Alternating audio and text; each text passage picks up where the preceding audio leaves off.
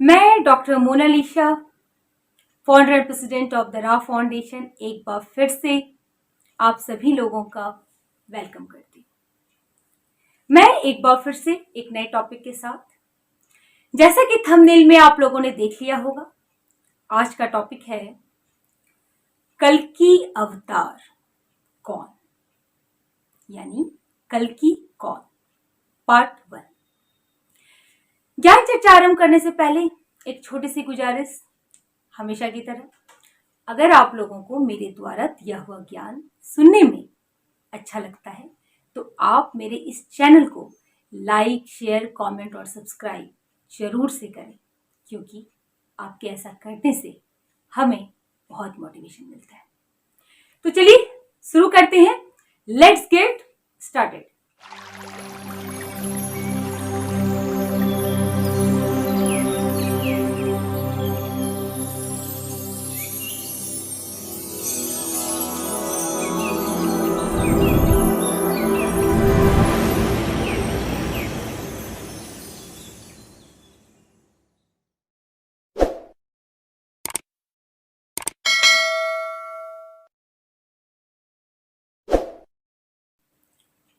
कल्कि कौन?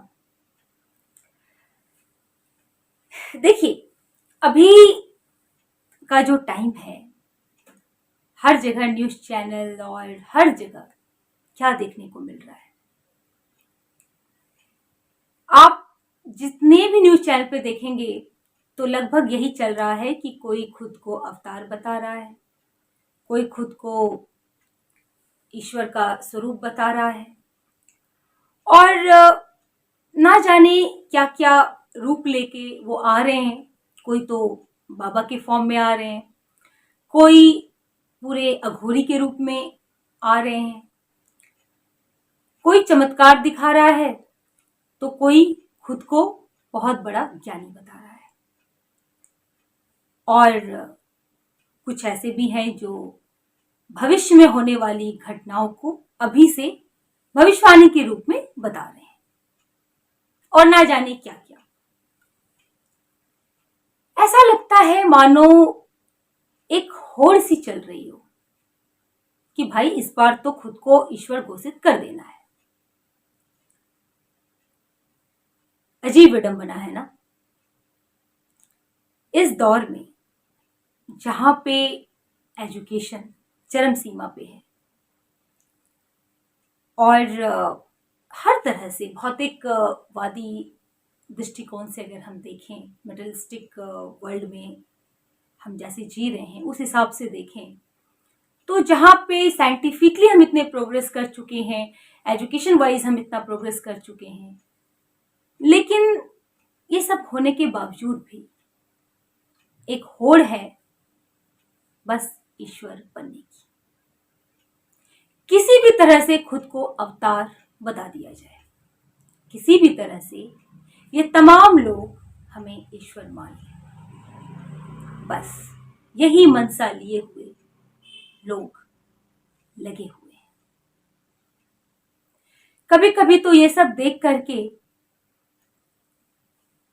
बहुत आश्चर्य होता है कि जिस भारत को सोने की चिड़िया बोली जाती है, और जहां पे ज्ञान को लेकर के एक अलग तरह की विचारधारा लोग रखते हैं कि यहाँ पे बहुत स्कॉलर्स होते हैं, यहाँ पे बहुत कुछ पहले से ही हमारे धर्म ग्रंथ और पता नहीं कहाँ कहाँ सब कुछ पहले से मौजूद है, वैसे जगह पे इस तरह की होड़ होना, खासकर 21st सेंचुरी में, अजीब सा तो लगता ही है। आज इस वीडियो के माध्यम से हम ये समझेंगे कि आखिर ऐसा हो क्यों रहा है, और ये जो होड़ सी चल रही है, एक दौर सा चल रहा है, इसके पीछे मनसा क्या है।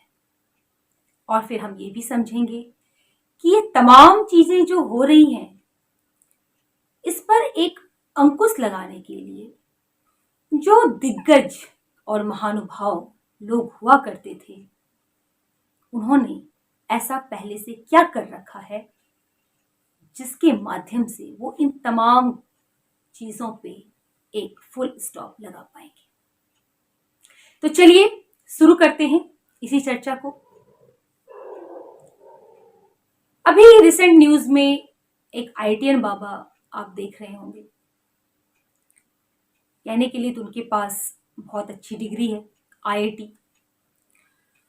हमारे भारत में आईआईटीएन होना एक प्रतिष्ठित डिग्री मानी जाती है, लेकिन ऐसा नहीं है कि सब कुछ आईआईटी ही होता है।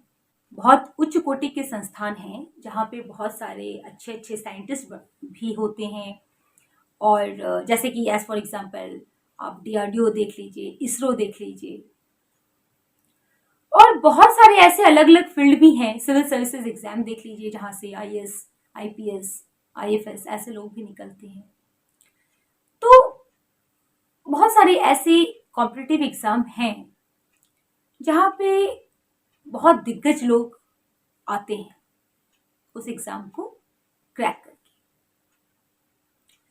तो अगर एक आईआईटीएन खुद को अवतार घोषित कर रहा है, खुद को भगवान बता रहा है, खुद को कल्कि बता रहा है, तो फिर जो इसरो में बैठे साइंटिस्ट हैं, जो डीआरडीओ में बैठे साइंटिस्ट हैं, जो सिविल सर्विसेज एग्जाम को क्रैक करके बैठे हैं, वो लोग फिर पीछे क्यों रहे? उन्हें भी तो अवतार हो जाना चाहिए। देखिए, जब कोई इंसान खुद को कल्कि कहता है या खुद को कोई अवतार कहता है, तो सिर्फ कल्कि कह देने से, अवतार कह देने से क्या वो कल्कि हो गया? क्या वो ईश्वर का रूप हो गया? बिल्कुल नहीं। हमें यह समझना होगा कि अगर आप स्वघोषित कर रहे हैं तो उसको करने से पहले आप ये भी देखिए कि आपके आचरण और संस्कार और बैकग्राउंड आपका कैसा है। सिंपल सी बात है कि अगर कोई अवतार खुद को कह रहा है तो जाहिर सी बात है कि अगर वो इस दुनिया में आया है तो जिन माता पिता की वजह से वो आया है वो भी तो कोई देवात्मा होंगे। ऐसा तो हो ही नहीं सकता कि वो सिंपल इंसान होंगे और उनके घर अवतार आ गया। पहली बात तो ये। दूसरी बात, उसका आचरण जो होगा वो भी दिखना चाहिए कि वो कितना उसका आचरण किस प्रकार का है। वो खुद को जो ईश्वर बता रहा है, खुद को जो अवतार बता रहा है, तो उस तरह की क्या वो पर्सनैलिटी ट्रेट्स जो होते हैं, क्या वो वैसा रखता है? इस बात को भी देखनी होगी। तीसरी बात, उसका मानसिक पटल जो है, उसका जो मानसिक स्तर है वो किस लेवल का है, वो भी देखना होगा।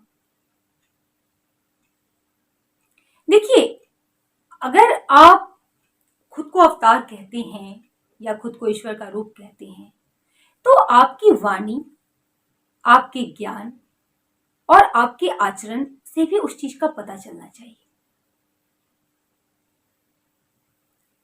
लेकिन जिस तरह से हमारे आसपास चीजें हो रही हैं, अभी आप जिनको भी देखिए, जो भी बन रहे हैं, उनमें कहीं से भी ये जो जितने ट्रेड्स होने चाहिए, इसमें वो कहीं भी खरे नहीं उतरते, ना आचरण वाइज, ना संस्कार वाइज, ना बैकग्राउंड वाइज। इसीलिए जो पहले के बहुत दिग्गज और जिन्होंने भविष्यवाणी बहुत अच्छे अच्छे कर रखी हैं, बड़े बड़े भविष्यवाणी कर रखे हैं, उन्हें ये पता था कि 21st सेंचुरी में ऐसा दौर आएगा जब लोग किसी एग्जाम को पास करने से छोड़िए, भगवान बनने में ज्यादा इंटरेस्टेड रहेंगे। तो इसमें फिर सत्य और असत्य के बीच भेदभाव करना बड़ा मुश्किल सा हो जाएगा पब्लिक के लिए, क्योंकि झूठ इतना आडंबरी ले चुका होगा। अब जाहिर सी बात है, डिग्री वाइज तो आज के डेट में हर कोई पढ़ लिख लेता है, अच्छी तालीम हासिल कर लेता है ना।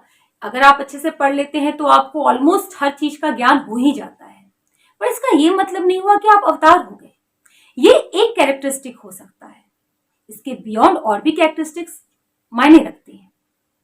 जैसे कि जहां आप जन्म लिए हैं, उसमें आपके बारे में जब आपका जन्म हुआ तो उस टाइम पीरियड क्या था, उस समय किस पंडितों द्वारा और कैसे लोगों द्वारा क्या चीज़ें आपके बारे में बताई गई हैं। आपके माता पिता जिन्होंने जन्म दिया वो भी एक बहुत ऊंची आत्मा होंगे।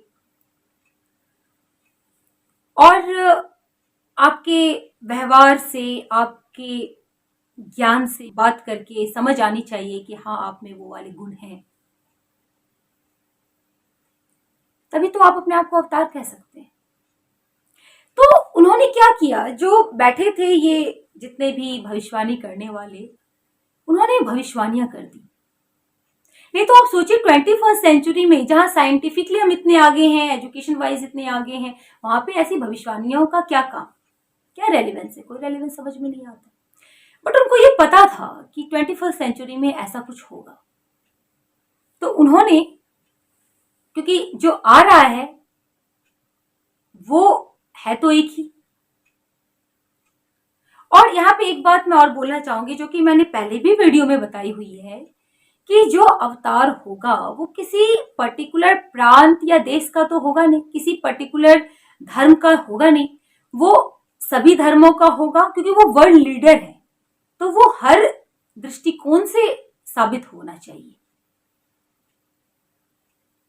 जैसे कि हमारे हिंदू धर्म ग्रंथ के अनुसार वो कल की अवतार है, अगर वेस्टर्न में जाएं तो बाइबल के हिसाब से वो सेकंड कमिंग है, और अगर हम इस्लाम के हिसाब से देखें तो ईसा इब्ने मरियम है वो। तो कहने का मतलब है कि वो सभी धर्म और सभी अलग अलग जो देश है, जैसे वेस्टर्न हो गया, इधर ईस्टर्न, तो हर जगह से उनका एक कॉमन प्रिडिक्शन होगा उनके बारे में। तो आ तो वो एक ही रहे हैं, लेकिन वो अलग अलग उन्होंने नाम दे रखा है अपने कल्चर और अपने धर्म के हिसाब से, लेकिन है वो एक ही। और वो जब जस्टिफाइड हो जाएगा, जब वो चीजें लोगों को समझ में आ जाएंगी, तो फिर वो सबके लिए वर्ल्ड लीडर हो जाएंगे। लेकिन उनके बारे में जो भविष्यवाणी है वो ये है कि वो ज्ञानी और विज्ञानी होगा, वो अद्भुत सेनानी होगा। यानी वो ज्ञानी भी होगा और विज्ञानी का यह मतलब है साइंटिफिक रेशनैलिटी का माइंड रखता होगा, और सेनानी यानी एक जो गुड लीडरशिप होता है, मेंटोरशिप होता है, वो अपने अंदर रखेगा वो। एट द सेम टाइम उसके जो माता पिता होंगे वो उच्च कोटि के आत्मा होंगे, वो भी कोई पहुंचे हुए होंगे, उनकी भी अपनी एक हिस्ट्री होगी, है ना। क्योंकि किसी आम घर में तो एक बच्चा, ऐसा अवतार बच्चा तो पैदा नहीं हो सकता, जन्म नहीं ले सकता। ऐसा अवतार बहुत सोच समझ के एक ऐसे परिवार में ही जन्म लेता है जहां पे आत्माएं बहुत देवी होती हैं, जहां माता पिता लड़ रहे हैं, आपस में लड़ाई झगड़ा हो रहा है और आपस में बहुत क्योटिक सिचुएशन है, वहां पे वो अवतार कैसे हो जन्म ले सकते हैं? ये तो बड़ी अजीब सी बात है। तो सिर्फ डिग्री ले लिया, सिर्फ पढ़ लिया, वो तो एक टैग आपके साथ जुड़ गया है, वो बात ठीक है, लेकिन आप संस्कार और आचरण वाइज भी तो देखेंगे ना, और आप अपने बैकग्राउंड को भी देखेंगे कि क्या आप उस अवतारवाद पे खड़े उतरते हैं। जितनी भी भविष्यवाणियां उनके बारे में लिखी गई हैं, उन्होंने चिन्ह को भी बताया है कि क्या क्या चिन्ह होंगे, किस तरह से उनके बारे में बहुत माइन्यूट डिटेल्स में उनके बारे में मेंशन किया हुआ है कि वो किस तरह से कौन से जगह पे जन्म लेंगे, उनके माता पिता के बारे में मेंशन किया हुआ है, वो किस तरह का ज्ञान देंगे और किस तरह का उनके अंदर एक चिन्ह जो बताई गई है सिंबॉलिक फॉर्म में, वो चीजें बताई गई हैं। कुछ बातें स्पष्ट की गई हैं, कुछ बातें एलिगोरिकल फॉर्म में है, जिसको बाद में जाके डिकोड किया जाएगा। तो कहने का मतलब है कि जो अवतार आएंगे उनका एक भविष्यवाणी पहले से की जा चुकी है, ताकि लोगों को ये क्लैरिटी आ पाए कि आप डिफरेंस कर सको। अदरवाइज डिफरेंस करना तो यहाँ लगभग इम्पॉसिबल सा हो रहा है, क्योंकि जिसको देखिए वही मुंह उठा करके खुद को अवतार, खुद को ईश्वर, खुद को पता नहीं क्या क्या बनाने में लगा हुआ है। चाहे उसके कर्म सही ना हो जीवन में। ये जितने भी बन रहे हैं इनके कर्म को एक बार जाके देखिए, इनकी हिस्ट्री निकालिए, इनकी लाइफ की हिस्ट्री देखिए, इन्होंने क्या क्या किया है। और लेकिन वो खुद को बता रहे हैं अवतार, ईश्वर बता रहे हैं। देखिए जो है वो ईश्वर के द्वारा चुना हुआ है, वो पहले से निर्धारित है। यहाँ पे कोई कंपटीशन नहीं चल रहा कि आज एक बंदा कोई आईएएस पास कर लिया तो अगली बार कोई और कर लेगा। यहाँ ये भौतिक वर्ल्ड में कंपटीशन है, पर जो ईश्वरीय परीक्षा होती है उसमें वो आत्माओं के हिसाब से चुन लेते हैं पहले। तो जो उच्च कोटि की आत्मा होती है उसको वो उतारते हैं इस पृथ्वी पर, और वो ईश्वर द्वारा चुना होता है। वो कोई इंसान उस स्थान को नहीं ले सकता, क्योंकि ये ईश्वर का खेल है। और इस खेल में तो जिसने भी एक मैलिस इंटेंशन के साथ घुसने की कोशिश की, उसका देख लीजिए, उसकी क्षति ही होती है, वो कहीं का नहीं रहता। लेकिन दुर्भाग्य ऐसा हो रहा है कि लोग इसको कंपटीशन समझ रखे हैं। सबको बनना है वर्ल्ड लीडर, चाहे आपके अंदर वो गुण हो ना हो, उससे कोई मतलब नहीं है, बस बन जाना है। और अभी तो रिसेंट एग्जाम्पल में हम देख ही रहे हैं। तो ये यहाँ पे मैं एक बात यहाँ पे ये कहना चाह रही हूं कि भविष्यवाणियां इसीलिए की गई हैं क्योंकि उन्हें पता था कि इसकी जो ये 21st सेंचुरी में जो एक दिशा होगी ना, वो लोग दिशा विहीन हो जाएंगे। तो इसीलिए प्रेडिक्शंस को पहले कर दिया गया है। इसलिए जो रियल वन है, और जब वो आएंगे तो वो सभी भविष्यवाणियों पे खड़े उतरेंगे, चाहे वो हिंदुइज्म के हिसाब से हो, चाहे वो इस्लाम के हिसाब से हो, चाहे वो बाइबल के हिसाब से हो। सभी धर्मों के हिसाब से वो खड़े उतरेंगे और वो भविष्यवाणी उन पर फिट बैठेंगी। तब जाके वो वर्ल्ड लीडर साबित होंगे और वो ज्ञानी और विज्ञानी और अद्भुत सेनानी होंगे।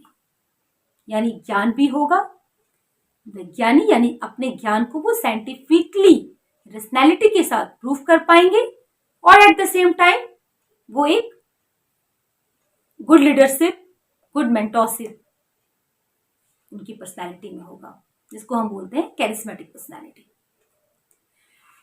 तो आज के लिए इतना ही। मैं ये सीरीज पार्ट 1 आज मैंने बोला इसमें, और नेक्स्ट पार्ट 2 मैं अगली बार लेकर के आऊंगी।